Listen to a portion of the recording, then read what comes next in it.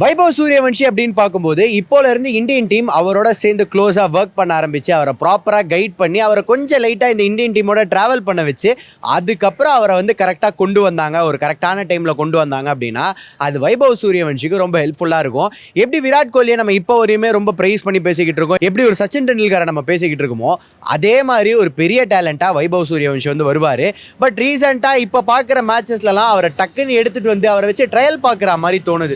இந்த மாதிரியான பிளேயர்ஸை நம்ம ட்ரையல் பார்க்காம அவங்களோட ப்ரோஸ் என்ன, அவங்களோட கான்ஸ் என்ன, அதெல்லாம் பார்த்து டீட்டெயிலிங்காக ஒர்க் பண்ணோம் அப்படின்னா இந்த மாதிரியான டேலண்ட்டை நம்ம சூப்பராக யூட்டிலைஸ் பண்ணிக்கலாம். ஸோ இந்தியன் டீம் இப்போதைக்கு டக்குன்னு அவரை கொண்டு வரதை விட்டுட்டு ப்ராப்பராக அவரை ரெஸ்ட் பண்ணிவிட்டு எந்தெந்த கேம்ஸ் அவரை கொண்டு வரணும், எங்கெங்கே அவரை வந்து கைட் பண்ணணுமோ அதெல்லாம் கொஞ்சம் பார்த்து ஒர்க் பண்ணாங்க அப்படின்னா கொஞ்சம் நல்லா இருக்கும் அப்படின்னு என்னோட பர்சனல் ஒப்பீனியன் தோணுது.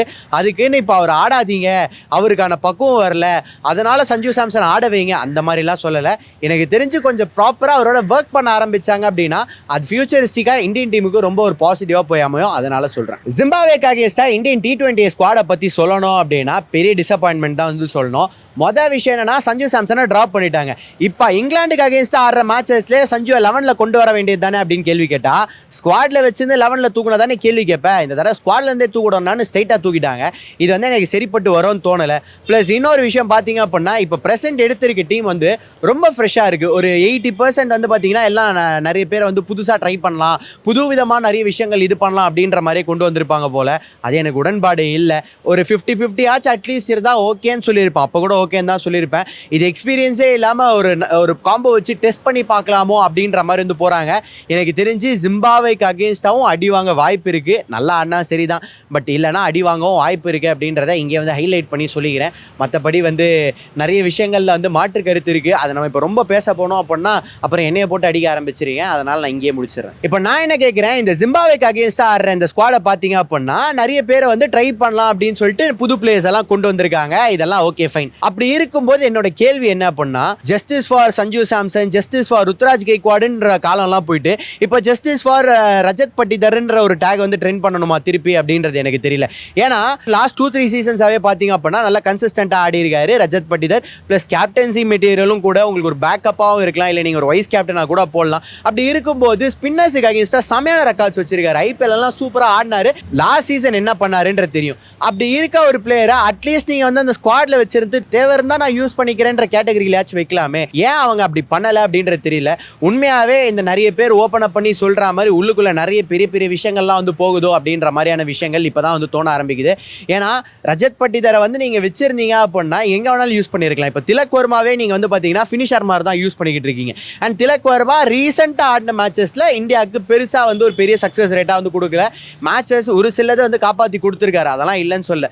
பட் நீங்கள் ஆன் தி ஹோல் கொஞ்சம் மெஜாரிட்டி மேட்சஸ்லாம் பார்த்தீங்க அப்படின்னா கொஞ்சம் எங்கேயோ அடி வாங்கியிருக்காருன்ற மாதிரி தான் அந்த ஸ்டாட்ஸ் வந்து இருக்குது. ப்ளஸ் என்னன்னா ரிங்கு சிங், நீங்கள் சூரியகுமார் யாதவ் போனதுக்கப்புறம் நீங்கள் திலக் வர்மாவை அப்படியே கீழே கொண்டு வந்துட்டீங்க.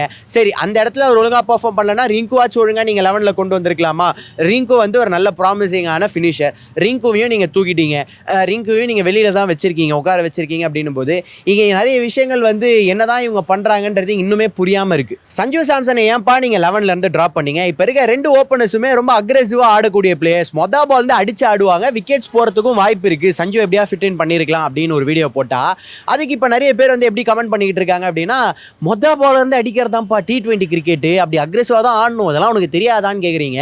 ஆக்சுவலாக அப்படி கிடையாது. ஒவ்வொரு 10 ஓவருக்குமே அந்த பிட்ச் எப்படி ரியாக்ட் ஆகுது, டியூ இருக்கா இல்லையா, எப்போ நம்ம விக்கெட்டை கொடுத்து ஆடணும், எப்போ விக்கெட்டை கொடுக்காம அப்படியே அந்த ஒரு பார்ட்னர்ஷிப் வந்து எடுத்துகிட்டு போகணும், எப்போ ஃபினிஷர்ஸுக்கு கரெக்டான டைம் இருக்கும், அப்போ அது வரையும் நம்ம ஆங்கர் பண்ணுமா, இந்த இடத்துல நம்ம அக்ரெசிவ் ஆடணும் அப்படின்னு ஒவ்வொரு ஓவருக்குமே அந்த கரெக்டாக பிளான் பண்ணி அனலைஸ் பண்ணி ஆடுறது தான் வந்து கிரிக்கெட் அப்படின்னு சொல்லுவேன். இது T20 கிரிக்கெட்னு இல்லை, எந்த ஃபார்மேட்னு எடுத்தாலும் அந்த மேட்ச் அந்த ஒரு சிச்சுவேஷனுக்கு ஏற்ற மாதிரி அடாப்ட் பண்ணி ஆடணும். அப்பையும் நான் வந்து அக்ரெசிவாக தான் ஆடுவேன், அதுதான் T20 கிரிக்கெட் அப்படின்னா இங்கே செட் ஆகாது. அப்படி பார்த்தா உர்வில் பட்டேல் லாஸ்ட் சீசன் வந்து என்ன பண்ணாருன்னு பார்த்தீங்கல்ல, அவர் கிடைச்ச ஒரு சில ஆப்பர்ச்சுனிட்டி நின்று ஆடி இருந்தால் இன்னும் ஒரு சில ரன்ஸ் ஆன் தி போர்ட் நீங்கள் பார்த்தீங்க அப்படின்னா நிறைய போட்டிருக்கலாம். பட் நான் வந்ததுலேருந்தே நல்லா அடிச்சு தான் ஆடுவேன் அப்படின்னு போய் அதில் ஒரு மேட்ச் தான் நல்லா அவரை பற்றி பேசுகிற அளவுக்கு இருந்தது. நான் அவர் அண்டர் ரேட்லாம் பண்ணலை, பட் ஸ்டில் சொல்கிறேன். ஸோ அதுக்கேற்ற மாதிரி ஆடணும். இதுதான் வந்து T20 கிரிக்கெட்டு. நீங்கள் தப்பாக புரிஞ்சுக்கிட்டு இருக்கீங்க. இந்தியன் டீம் ரொம்ப ஃபியூச்சரிஸ்டிக்காக யோசிக்கிறாங்களோன்னு தோணுது. ஏன்னா இப்போ ரீசெண்டாக பார்த்தீங்க அப்படின்னா ஒரு வேர்ல்ட் கப் வின்னிங் கேப்டன் வந்து மாற்றினாங்க, ஸ்ரேயஸ் ஐயர் உள்ள கொண்டு வந்தாங்க. அதே மாதிரி அந்த வேர்ல்ட் கப் ஜெயிக்கிறதுக்கான main reason player of the சீரீஸாக இருந்த சஞ்சு சாம்சனையும் தூக்கிட்டாங்க.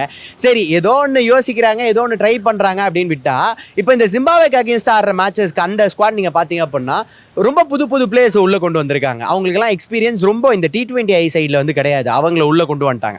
ஸோ இந்த மாதிரி கொண்டு வந்து ஒரு சில மூவ்ஸை வந்து ரொம்ப ஃபியூச்சரிஸ்டிக்காக நான் எல்லாத்தையுமே இப்போ ட்ரை பண்ணி பார்க்குறேன். ஒரு நல்ல ஆல்ரவுண்டர் வேணுமா, நான் இப்போ ட்ரை பண்ணிக்கிறேன். இப்போ எனக்கு நல்ல ஒரு பேசர் வேணுமா, நான் இப்போ ட்ரை பண்ணிக்கிறேன். ஏன் அதை மாதிரி பண்ணுறாங்க?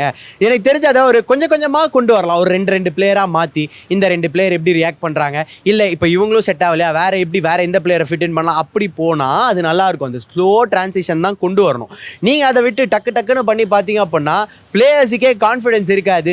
ஓஹோ, நமக்கு இன்னொரு பேக்கப் இருக்காங்க போல, நம்ம ஒழுங்காக ஆடலைன்னா அவங்கள டக்குன்னு கொண்டு வந்துருவாங்க போல, இல்லை அவங்களும் ஆடலைன்னா இன்னொருத்தவங்க நிறைய பேர் இருக்காங்க கூப்பிட்டு வந்துட்டே இருப்பாங்க போல அப்படின்னு பிளேயர்ஸை அவங்களே பேக் பண்ணாத மாதிரி பிளேயர்ஸ் ஃபீல் பண்ண ஆரம்பிச்சிருவாங்க. ஸோ நிறைய விஷயம் நீங்கள் சைக்காலஜிக்கலாகவும் பார்க்கணும். அது வந்து கொஞ்சம் ஏன் இந்த இந்தியன் டீம் இவ்வளோ சீக்கிரம் இவ்வளோ பெரிய பெரிய கால்ஸ் எடுக்கிறாங்கன்னு தோணும். இந்த இங்கிலாந்து மேட்சஸில் வந்து சஞ்சு சாம்சன் வந்து ட்ராப் பண்ணிட்டாங்க, ஜிம்பாப்வேக்கு அகேன்ஸ்டாக கொண்டு வரல. இதெல்லாம் ஓகே, சரி, ஏதோ புதுசாக ட்ரை பண்ணுறாங்க, இல்லை வைபவ் சூரியவன்ஷிக்கு ஆப்பர்ச்சுனிட்டி கொடுக்குறாங்க இப்பெல்லாம் பார்த்தா, இன்னொரு சைடில் ஒரு சில ரிப்போர்ட்ஸ் ரொம்ப ஸ்ட்ராங்காக என்ன சொல்கிறாங்க அப்படின்னா, சஞ்சுவை வந்து இப்போ தான் நம்ம கடைசியாக பார்க்குறோன்னு கன்சிடர் பண்ணிக்கோங்க. இதுக்கப்புறம் வந்து ரொம்ப ஃபியூச்சரிஸ்டிக்காக வந்து வைபவ் சூரியவன்ஷி வந்து ஃபிட் இன் பண்ண போகிறாங்க. அதுக்கான ப்ராசஸ் தான் இது. இப்போலேருந்து அதை செட் பண்ணி வச்சுட்டு அப்படியே அந்த டோனை வந்து எடுத்துகிட்டு வருவாங்க அப்படின்ற மாதிரி வந்து சொல்லப்படுது. ஸோ சஞ்சு சாம்சனோட ரிட்டையர்மெண்ட்டுக்கும் வாய்ப்பு இருக்குது அப்படின்ற மாதிரி ஒரு சில பேர்லாம் அந்த ஆர்டிகல்ஸில் வந்து போட்டிருந்தாங்க. பார்த்தா ரீசெண்டாக சஞ்சு சாம்சனோட இன்ஸ்டாகிராம் ஸ்டோரி இருக்குல்ல, அதுலேயுமே அவர் வந்து இந்த இந்தியன் டீம் ஜெர்சி வந்து போட்டிருந்தார்.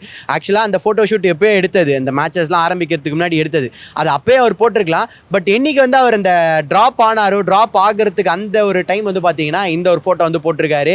அண்ட் கம்பீருக்கும் சஞ்சு சாம்சனுக்குமே நிறைய டிஸ்அக்ரிமெண்ட்ஸ் வந்து இருக்குது, நிறைய விஷயங்கள் அவங்க டிஸ்கஸ் பண்ணுறாங்க. பட் அதில் 2 பேருக்கும் ஒரு ப்ராப்பரான ஒரு ஒத்துமை இல்லை அப்படின்ற மாதிரியான விஷயங்களும் வருது.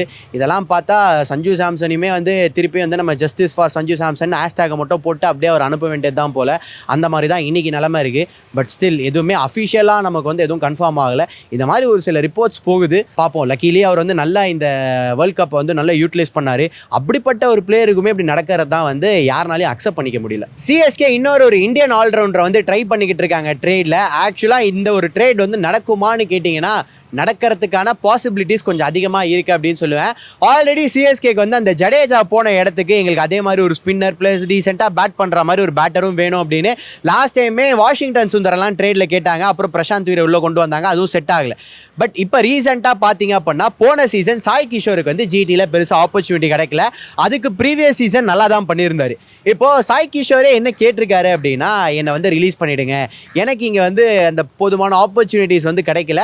ஸோ என்னை நீங்கள் ரிலீஸ் பண்ணீங்க அப்படின்னா நான் வந்து ஒன்று ட்ரேடுக்கு போவேன், இல்லைனா ஆக்ஷனுக்கு வந்து போவேன், எதுனாலும் ஃபைன் அப்படின்னு சாய் கிஷோர் அவர் சைடில் இருந்து ஒரு ரிக்வஸ்ட் ஜிடி மேனேஜ்மெண்ட்டுக்கு வந்து வச்சிருக்காரு அப்படின்ற மாதிரி வந்து சொல்கிறாங்க. ஸோ லாஸ்ட் சீசன் ஜிடிக்கு வந்து பார்த்தீங்க அப்படின்னா சாய் கிஷோர் எல்லாமே வந்து அவங்க ஃபைனல்ஸ் வரையும் போனாங்க. ஸோ அது ஒரு பெரிய ஒரு எப்படி சொல்கிறது ஒரு அடியாக வந்து ஜிடிக்கு இருக்காது, பேக்கப் ஆப்ஷனாக தான் யோசிப்பாங்க. இன்கேஸ் ஜிடிக்கு வந்து வேண்டாம் அப்படின்னு தோணுச்சுன்னா ரிலீஸ் பண்ணுறதுக்கும் வாய்ப்பு இருக்குது. இதே சமயத்தில் சிஎஸ்கேம் வந்து இன்னும் அந்த ஆல்ரவுண்டருக்கான ஒரு தேடலில் இருக்காங்க அப்படின்னும் போது Sai Kishore to CSK trade நடக்கும், பாசிபிலிட்டிஸ் அதிகம் அப்படின்னு ஒரு சில ரிப்போர்ட்ஸ் வந்து சொல்லுது. வெயிட் பண்ணி பார்ப்போம். In case Sai Kishore to CSK trade வந்து நடந்தது அப்படின்னா சிஎஸ்கேக்கு ஒரு பெரிய பெனிஃபிட் தான். எண்ட் ஆஃப் தி டே அவருக்கு கொஞ்சம் இன்ஜுரி கன்சர்ன்ஸ் எல்லாம் இருக்குது. பட் அதை தாண்டி பார்த்தீங்க அப்படின்னா இது சிஎஸ்கேக்கு ஒரு பெரிய அட்வான்டேஜ் தான். ஹர்திக் பாண்டியாவை தாண்டி இன்னொரு ட்ரேட் நடத்துறதுக்கான பேச்சுகள் வந்து எடுத்து வச்சுக்கிட்டு இருக்காங்க அப்படின்ற மாதிரி வந்து சொல்லப்படுது. அந்த பிளேயர் யாருன்னு பார்த்தீங்கன்னா பஞ்சாப் கிங்ஸில் யான்சன் இருக்கார்ல, அவரை உள்ளே கொண்டு வரணும் அப்படின்ற மாதிரி சிஎஸ்கே கொஞ்சம் டெஸ்பரேட்டாகவே இருக்காங்க. ஏன்னா இன்கேஸ் ஹர்திக் பாண்டியா வரலனாலுமே இவரை உள்ளே கொண்டு வரலான்னு பிளான் போட்டுக்கிட்டு இருக்கிறதா இப்போ ரீசெண்ட் ரிப்போர்ட்ஸ் வந்து சொல்லுது. ஆனால் இப்போ அவரை எடுக்கிறது கூட ஓகே, இங்கேருந்து ஒரு 2 பிளேயர் வந்து கொடுக்க போகிறாங்களாம். அந்த 2 பிளேயர் பேர் கேட்டது தான் எனக்கு வந்து ரொம்ப ஷாக்காக இருந்தது. யார் அப்படின்னா ஒன்று நாத்தன் எல்லிஸ், இன்னொன்று வந்து குர்ஜப்ரீத் சிங். இவங்க 2 பேரையும் அங்கே அனுப்பிட்டு அவர் ஒருத்தரை கொண்டு வரது எனக்கு தெரிஞ்சு ஒரு நல்ல மூவ் கிடையாது. சிஎஸ்கே இதை பண்ண மாட்டாங்க. ஆஸ் பர் இந்த ரிப்போர்ட்ஸ் எல்லாம் வந்து ஏதோ ஒரு கட்டுக்கதை அப்படின்னு நம்பிக்கிட்டே இருக்கேன். இப்படி ஒரு விஷயம் நடந்ததுன்னா எனக்கு தெரிஞ்ச சிஎஸ்கேக்கு வந்து ஒரு டிஸ்அட்வான்டேஜ் தான். ஏன்னா பத்திரானா போனதுக்கப்புறமே நமக்கு அந்த டெத் பவுலிங்கில் வந்து ஒரு கன்சர்ன் இருக்க தான் செய்யுது. அங்கே யாரை வந்து எப்படி ஃபிட் இன் பண்ண போகிறோன்றதை யோசிச்சுக்கிட்டு தான் இருக்கும். அப்படி பார்க்கும்போது எல்லிஸ் இருக்கிறது நமக்கு ஒரு அட்வான்டேஜ்னு நினச்சா இப்போ எல்லிஸையுமே அனுப்புகிறோம், கூட வந்து குர்ஜப்ரீத் சிங்கையும் அனுப்புகிறோம் அப்படின்றது வந்து சிஎஸ்கேக்கு ஒரு நல்ல விஷயமே கிடையாது. இந்த ட்ரேட் நடக்காமல் இருக்குது சிஎஸ்கேக்கு பெரிய நல்லது.